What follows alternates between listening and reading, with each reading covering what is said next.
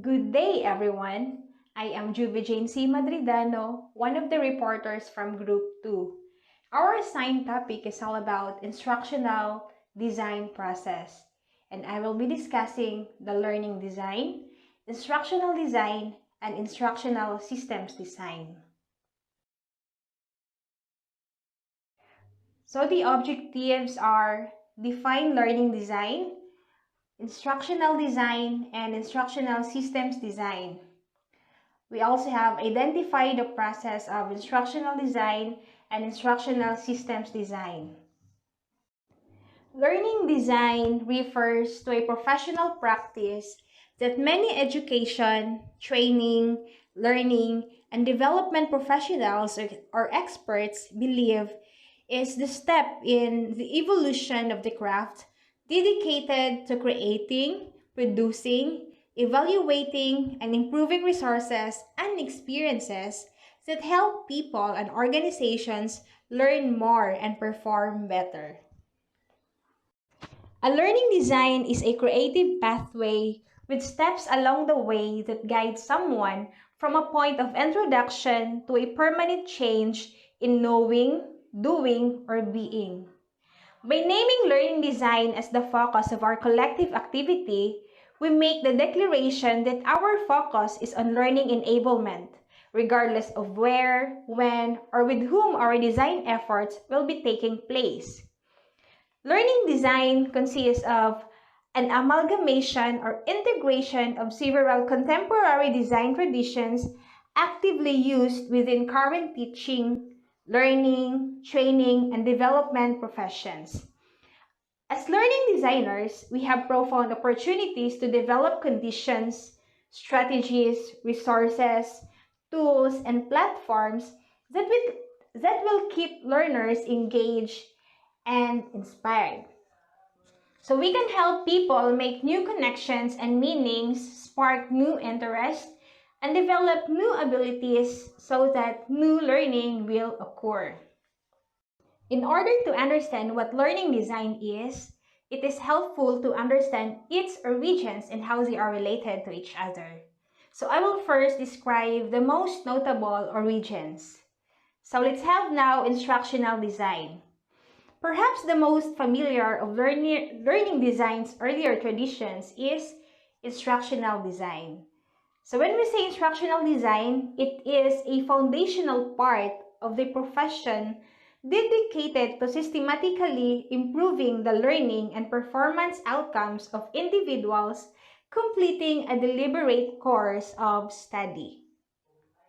It is described a practice of creating lessons and courses. In this context, design is describing an activity or set of activities that result in a documented set of specifications for creating a lesson or a course. There are steps designers take when designing lessons or courses. First, we have assessing content for the course. In here, it should answer the question, what needs to be covered? Successful courses required careful planning and continual revision. Consult with colleagues who have taught the same or similar courses to learn from their strategies and their general impressions of the students who typically take the course. So determining the goals for the course will clarify what you want the students to learn and accomplish. Having these course goals in mind will then help you make decisions about which content to include, which teaching methods to use, and what kinds of assignments and exams are appropriate. When you define the course goals, focus on student learning. One way to formulate these goals is to determine what students should be learning in terms of content, cognitive development, and personal development. Be as specific as you can and make sure that the goals define learning in ways that can be measured. Second, we have assessing the learners. So in here, you will consider who is taking this course or what will they need to know and do. And how will you know if they have accomplished those things. In designing a course, we need to measure student learning through many means, including assignments, quizzes, and tests. These assessments can be formal or informal, graded or ungraded, but assessment is not simply about awarding points and assigning grades. Learning is a process, not a product. And that process takes place during activities such as recall and practice. Assessing skills in varied ways helps you adjust your teaching throughout your course to support student learning. And next, we have creating a design document. So in here, this will answer the question, what needs to happen for this course to become real? Creating a course without a design plan is like building a house without a blueprint. When you build without a plan, development takes longer and costs more, and the end product is usually an incohesive mess. With a plan, you see what the end product should be and are better positioned to achieve intended outcomes. Using a course design plan as a blueprint for development helps ensure that the learning solution addresses the performance problem, meets the identified needs, uses consistent styles and strategies, and aligns to the learning objectives. So next we have implementing the design. This would answer the questions, what is needed for the lessons to be offered, for the students to respond, and for the course to be completed.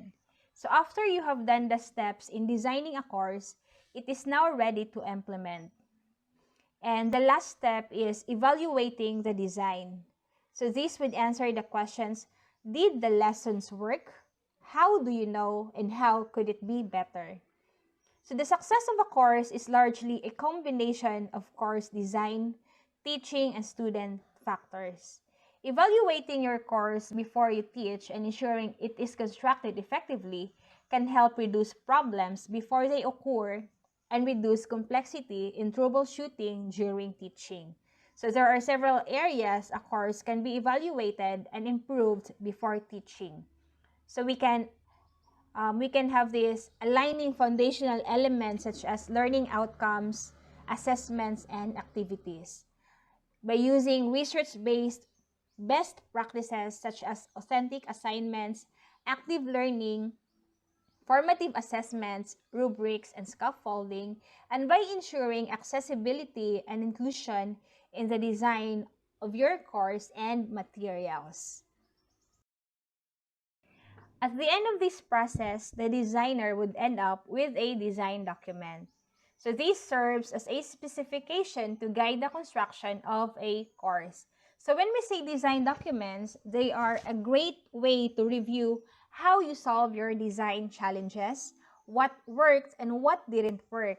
So they are important instruments for formative review and essential for summative review. So a design document is also forms the basis for a professional portfolio that will serve as evidence of your work over time. So it is your record of how you communicated your plans for what needed to get done, both to yourself and to your stakeholders. Now we have to discuss about instructional systems design. So given that so many learning experiences transcend instruction and must address bigger contextual consideration, sometimes the activities associated with this practice are described more broadly as instructional systems design or ISD, where a significant nod is given to the impact of the broad conditions under which course, content, and experience conceptualization, as well as prototyping and production, will be taking place. So the instructional systems design is based on a process model for managing the establishment of a system within which instruction is a component.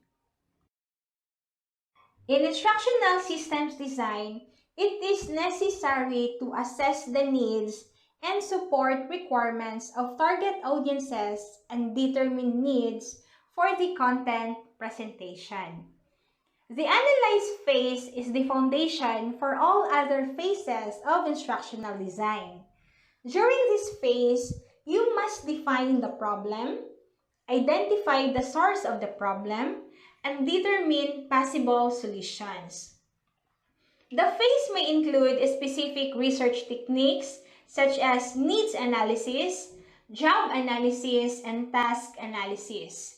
The outputs of this phase often include the instructional goals and a list of tasks to be instructed. These outputs will be the inputs for the design phase.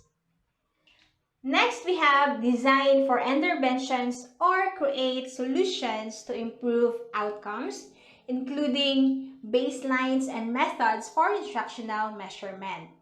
So the design phase involves using the outputs from the analyze phase to plan a strategy for developing the instruction. During this phase, you must outline how to reach the instructional goals determined during the analyze phase and expand the instructional foundation. Some of the elements of the design phase may include writing a target population description, conducting a learning analysis, writing objectives and test items, selecting a delivery system, and sequencing the instruction. The outputs of the design phase will be the inputs for the develop phase. So, we also need to create development specifications. So, how will this solution be constructed? The develop phase builds on both the analyze and design phases. The purpose of this phase is to generate the lesson plans and lesson materials. So during this phase, you will develop the instruction, all media that will be used in the instruction, and any supporting documentation. So this may include hardware, for example, simulation equipment, and software, for example, computer-based instruction. It is also necessary to create implementation plans. So this would answer the questions, how will we get the new system to work and how will we engage learners? So the implementation phase refers to the actual delivery of the instruction, whether it is classroom-based, lab-based, or computer-based. The purpose of this phase is the effective and efficient delivery of instruction. So this phase must promote the students' understanding of material, support the students' mastery of objectives, and ensure the students' transfer of knowledge from the instructional setting to the job. We also have the last one, determine formative and summative evaluation plans. So this would answer the questions, how will we know if it is working? How will we make our revisions? And how will we know if all our efforts have been worth it? So this phase measures the effectiveness and efficiency of the instruction. Evaluation should actually occur throughout the entire instructional design process, within phases, between phases, and after implementation. Evaluation may be formative or summative. Formative evaluation is ongoing during the between phases.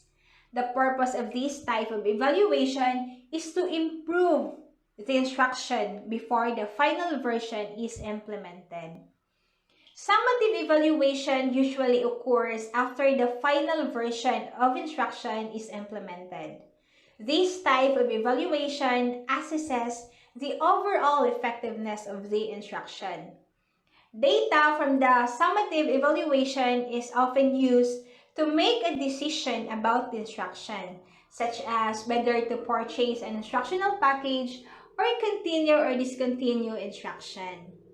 So in education and training, instructional technology is the place where one finds learning management systems, learning content management systems, knowledge management systems, and increasingly platforms and programs that enable the tracking and analysis of resource use and user performance data. That would be all for my report. Thank you for listening.